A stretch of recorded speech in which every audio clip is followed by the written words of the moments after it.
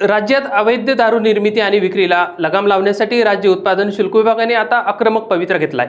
यापुढे जर एखाद्या गावात हातभट्टीची दारू किंवा अवैध मद्य निर्मिती सुरू असल्याचे आढळल्यास संबंधित गावचे सरपंच, ग्रामसेवक, पोलीस पाटील आणि तलाठी यांना थेट जबाबदार धरून त्यांच्यावर शिस्तभंगाची आणि कायदेशीर कारवाई देखील केली जाणार आहे।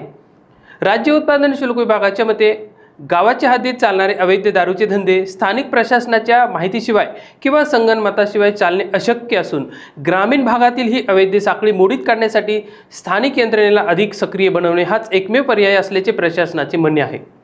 या नवीन नियमांमुळे अवैध धंद्यांना खतपाणी घालणाऱ्यांवर वचक बसेल अशी अपेक्षा व्यक्त केली जात आहे। तर दुसरीकडे प्रशासनाच्या या निर्णयावर गाव पातळीवरील लोकप्रतिनिधी आणि ग्रामस्थांनी मात्र तीव्र नाराजी व्यक्त केली आहे। अनेकदा हे अवैध धंदे अतिशय गुप्तपणे आणि प्रशासनाच्या नजरेआड केले जातात। अशा स्थितीत केवळ संशयावरून स्थानिक पदाधिकाऱ्यांना जबाबदार ठरणे चुकीचे ठरणार आहे।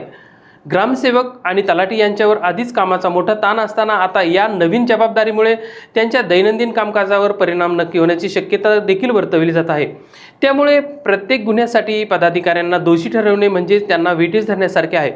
एकूणच राज्य उत्पादन शुल्क विभागाने उचललेले हे पाऊल स्वागतार्ह असले तरी त्याची अंमलबजावणी करताना प्रशासनासमोर मोठी आव्हाने देखील असणार आहेत।